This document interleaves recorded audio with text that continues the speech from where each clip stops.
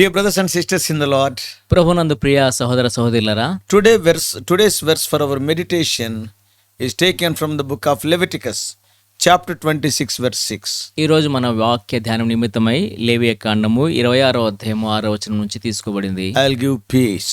నేను మీకు క్షేమము కలుగజేతును. Leviticus chapter 26 is one of the clearest words of warning in the Pentateuch. మరి లేవియ కాండము 26వ అధ్యాయం అనేటువంటిది మరి ఎంతో స్పష్టమైనటువంటి నియమాలు ఇవ్వబడినటువంటి అధ్యాయము.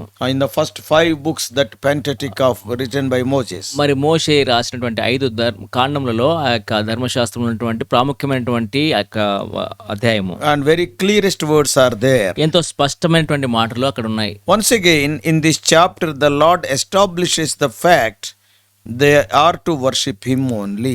మరొకసారి ఈ యొక్క అధ్యాయంలో దేవుడు ఆయన్ను మాత్రమే ఆరాధించాలనేటువంటి సత్యాన్ని బయలుపరిచాడు. They should not worship any idols వారు ఎవరిని ఏ యొక్క విగ్రహాన్ని కూడా ఆరాధించకూడదు. or any graven images. వారు పోయిపోయినటువంటి ఏ యొక్క విగ్రహానికి కూడా మరి ఆరాధించకూడదు. They should not worship any image set up in the land or to bow before it. మరి ఆ యొక్క భూభాగంలో ఉంచబడినటువంటి ఏ యొక్క నిలిపినటువంటి విగ్రహానికి కూడా వారు సాగిలపడకూడదు. God reminded the people to put into practice all they had been taught concerning Him, కాబట్టి ఆయన గురించి దేవుడు నేర్పించిన వాటన్నిటికి కూడా వారు విధేయత చూపించాలి. and also maintain His Sabbaths, అంత మాత్రం కాకుండా సబ్బాతును ఆచరించాలి. and also the principles regarding His sanctuary. అంత మాత్రం కాకుండా ఆయన పరిశుద్ధ స్థలం గురించినటువంటి నియమాలు పాటించాలి. Then what will happen? అప్పుడు ఏం జరుగుతుంది? Such obedience will bring agricultural prosperity. అటువంటి విధేయత అనేటువంటిది వ్యవసాయ సంబంధమైనటువంటి అభివృద్ధిని కలుగజేస్తుంది. It will bring social contentment. అంత మాత్రం కాకుండా సామాజికంగా సంతృప్తిని కలుగజేస్తుంది. It will give victory over the enemies అంత మాత్రం కాకుండా శత్రువుల మీద విజయము and a comforting sense of God's presence. మరి దేవుని యొక్క మరి సన్నిధి యొక్క మరి ఎంతో ఆదరణపూర్వకమైనటువంటి వాగ్దానం ఇవ్వబడుతుంది. But disobedience would bring widespread disease, అయితే అవిధేయత అనేటువంటిది ఎంతగానో వ్యాపించేటువంటి రోగమును కలుగజేస్తుంది. defeat by the enemies, మరి శత్రువుల ద్వారా మరి అపజయం కలుగుతుంది. and it will bring drought and destruction. అంత మాత్రం కాకుండా కరువు నాశనం కలుగుతుంది. Till they awoke to their sin and turn again to God, these calamities will be there. వారు పాపం చేయడానికి నిలబడి దేవునికి వ్యతిరేకంగా మరి వారు పాపం చేసినప్పుడు ఇటువంటి ఉపద్రవాలు వారికి సంభవిస్తాయి. Till they recognize it, వారు దాన్ని గుర్తించే సమయం వరకు till కూడా they turn again to God, వారు దేవుని వైపు తిరిగేంత వరకు కూడా అలా all these సంభవిస్తాయి. calamities will be there. ఇవన్నీ ఈ కలవరాలు మరి ఉపద్రవాలు కూడా వారికి ఉంటాయి. If the people failed to respond, అయితే ప్రజలు ప్రతిస్పందించడానికి మరి తప్పిపోయినప్పుడు God could increase their disasters మరి దేవుడు వారిలో కలిగేటువంటి ఈ ఉపద్రవాలను మరి హెచ్చిస్తాడు. and sending against them fierce enemies who would starve them to death. అంత మాత్రం కాకుండా వారిని మరి ఆకలితో చచ్చిపెట్టేట్లుగా శత్రువులను వారి మీదకి లేవనెత్తాడు. And the enemies will butcher them with the sword. మరి శత్రువులు వారి ఖడ్గముల చేత వారిని ఖండిస్తారు. The enemies will devastate their cities and take them captive into their countries. మరి శత్రువులు వచ్చి వారి దేశంలో ప్రవేశించి వారిని ఎంతగానో చెరపట్టి తీసుకుని పోతారు. And if the people refuse to rest the land every 7th year, మరి ప్రజలు ఎప్పుడైతే మరి ప్రతి 7వ సంవత్సరం మరి భూమికి విశ్రాంతి ఇవ్వనప్పుడు God would force them to rest it by allowing foreign invaders to carry them into exile. మరి దేవుడు మరి అన్య దేశస్తులు వచ్చి వారిని పట్టుకొని చెరపట్టుకొని పోయేలాగున ఆ విధంగా ఆ యొక్క భూమి విశ్రాంతి పొందేలాగున తానే చేస్తాడు. Their land would then lie desolate and waste. వారి యొక్క భూమి అప్పుడు మరి నిరుపయోగంగా ఆ విధంగా పడిపోతుంది. Finally, if they turned in confession to God, చివరికి వారు ఒప్పుకోలుతో ప్రభు దగ్గరికి వచ్చినప్పుడు He would bring them back to their land according to the covenant He made with them. వారిని మరలా దేవుడు వారికి చేసినటువంటి నిబంధనలను బట్టి మరలా దేశంలోనికి తీసుకుని వస్తాడు. Oh, what a blessed life it will be if we obey His commands. కాబట్టి ఆయన యొక్క ఆజ్ఞలకు విధేయత చూపించినట్లయితే ఎంత ధన్యకరమైన We జీవితం need కలిగి not ఉంటాం. worry for anything. మనం దేని విషయమై చింతించాల్సిన పని లేదు. Simple obedience will bring bundles of blessing to in our life. మరి సామాన్యమైనటువంటి విధేయత అనేటువంటిది మన యొక్క జీవితంలో ఎంతో మరి ఆశీర్వాదాలను తీసుకుని వస్తుంది. In all these commands, mainly we see only 3 words. ఈ యొక్క ఆజ్ఞలన్నింటిలో కూడా కేవలం మనం 3 మాటలు చూస్తాం. What are they? ఏంటివి? Walk, నడవండి, keep, మరి నడుచుకోనండి, పాటించండి, and then do, that is obey. దాని తర్వాత విధేయత చూపించండి. Some of the commandments of God involve our walk. కాబట్టి కొన్ని దేవుని యొక్క ఆజ్ఞలు మన యొక్క నడకను చూపిస్తున్నాయి. Some of them command our actions. కొన్ని ఆజ్ఞలు మన క్రియలను And some of them are just the do's and don'ts. మరి కొన్ని ఆజ్ఞలు ఏంటైతే మనం ఏవి చేయాలి ఏవి చేయకూడదు Now తెలియజేస్తాయి. God is saying, ఇప్పుడు దేవుడు అంటున్నాడు, if you will now do this, if you will obey, ఇప్పుడు మీరు నాకు ఇదేదో చూపించినడలా, and if you do this, మీరు దీన్ని చేసినడలా, if you will walk in this way, ఈ యొక్క మార్గంలో మీరు నడిస్తే, if you will keep my command, నా ఆజ్ఞలను పాటిస్తే, that is what I am going to do. నేను ఇదే విషయాన్ని మీకు చేస్తాను. I want to bless you. నేను మిమ్మల్ని ఆశీర్వదించగోరుతున్నాను. So these are the principles of God's blessings. కాబట్టి ఇవి దేవుని యొక్క ఆశీర్వాదంలో ఉన్నటువంటి నియమాలు. So the way he blesses us is beyond our imagination. కాబట్టి దేవుడు మనల్ని ఆశీర్వదించేటువంటి విధానము మన యొక్క ఊహకు మించినది. For example, see the story of Gideon. ఉదాహరణకు చూడండి, గిద్యోని మరి కథను చూస్తే 300 men of Gideon, they were surrounded by 130,000 Midianites. మరి గిద్యోనుతో ఉన్నటువంటి 300 మందిని మరి మిద్యానుల చేత వారు చుట్టుపడ్డారు. 130,000 Midianites. 1,30,000 మంది మిద్యానీయులు వారిని చుట్టుకున్నారు. But the Midianites were defeated. అయినప్పటికీ మిద్యానీయులు ఓడిపోయారు. Same is the case with King Jehoshaphat, faced 3 armies. అంత మాత్రం కాకుండా యెహోషాపాతు విషయంలో కూడా 3 సైన్యాలను ఆయన రాజులు ఎదుర్కొన్నాడు. Yeah, he faced the armies of Moab, Ammon and Edom. మోయాబు రాజు, ఎదోము రాజు, మరి అమ్మోన్ రాజుని ఎదుర్కొన్నాడు. So obedience to his commands is the main principle for our prosperity. కాబట్టి మనం వర్ధిల్లడానికి మరి విధేయత అనేటువంటిది అతి ప్రాముఖ్యమైనటువంటి నియమము. What a beautiful national privilege is offered now to them. కాబట్టి ఇప్పుడు ఎంత మరి ధన్యకరమైనటువంటి దేశం వారికి మరి వాగ్దానం చేయబడింది. The blessings of God included agricultural prosperity, మరి ఆ యొక్క దేవుని యొక్క ఆశీర్వాదాల్లో మరి వ్యవసాయ సంబంధమైనటువంటి వర్ధిల్లుట ఉంది. and peace in the land, ఆ దేశంలో సమాధానం ఉంది. and power for the people, మరి ఆ యొక్క ప్రజలకు మరి దేవుడు అధికారం ఇస్తున్నాడు. and their posterity, that is their children being blessed.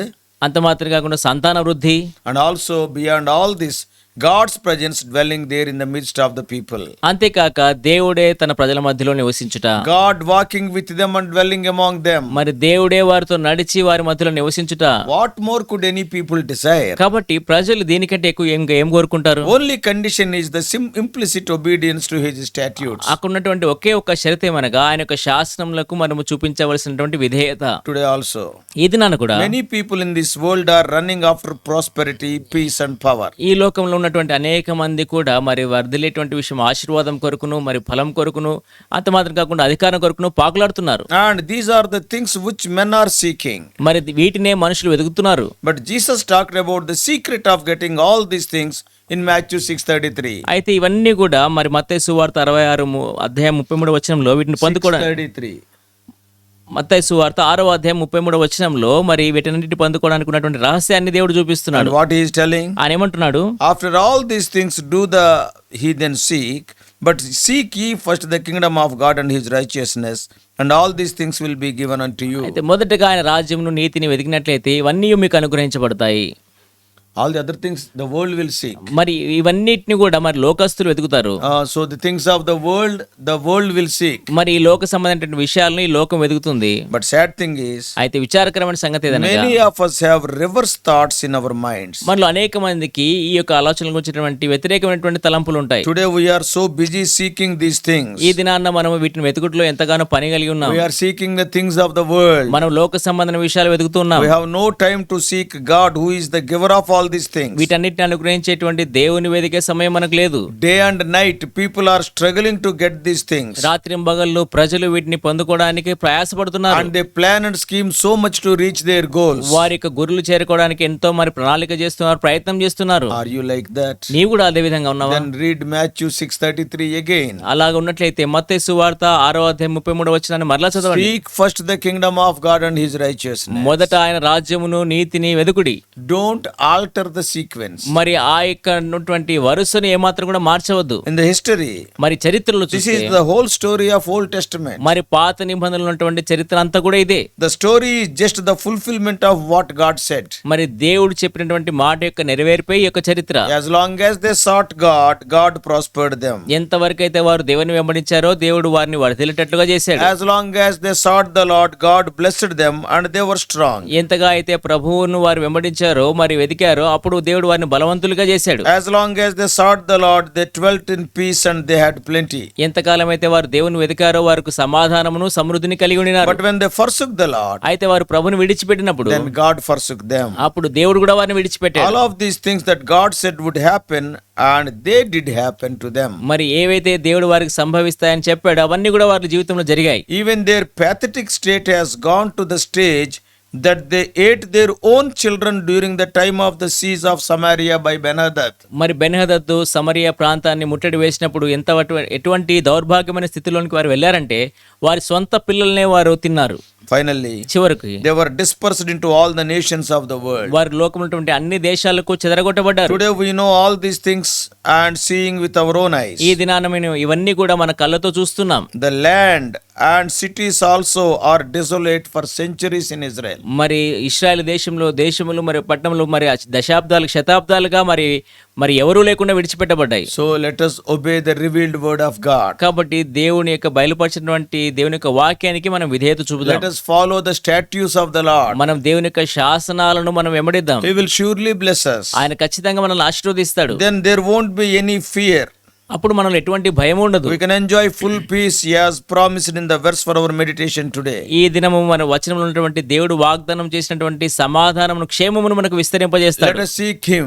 ఆయన మనం వెతుకుదాం. His kingdom. ఆయన రాజ్యమును His వెతుకుదాం. righteousness. ఆయన నీతిని వెతుకుదాం. His commands first. ఆయన ఆజ్ఞలు మొదటిగా ఉంచుకుందాం. Let us obey them. మనం వాటికి విధేయత May చూపుదాం. God help us to do so and enable us to enjoy all the promised blessings. ఆ విధంగా మనం చేసి దేవుడు మనకు అనుగ్రహించేటువంటి అన్ని వాగ్దానాలను మనం పొందుకుందాం. Never forget these principles in our Christian life. మన యొక్క క్రైస్తవ జీవితంలో ఈ యొక్క నియమాలను ఏమాత్రం మర్చిపోకూడదు. Remember, జ్ఞాపకం ఉంచుకోండి. faith brings repentance. మరి విశ్వాసము పశ్చాత్తాపంలోనికి నడిపిస్తుంది. And blessings blessings are by obedience. మరియు విధేయత ద్వారా మనకు ఆశీర్వాదాలు కలుగుతాయి. So may God bless you.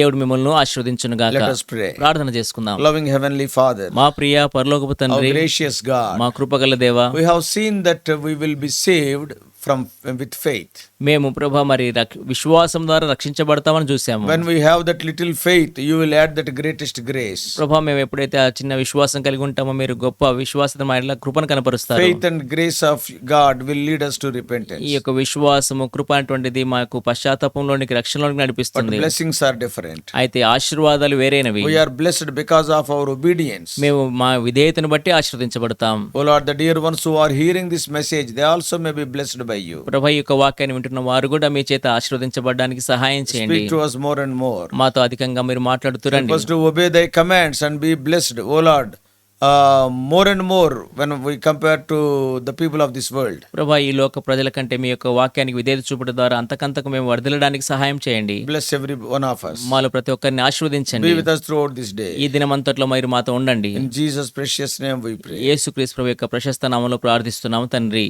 Amen.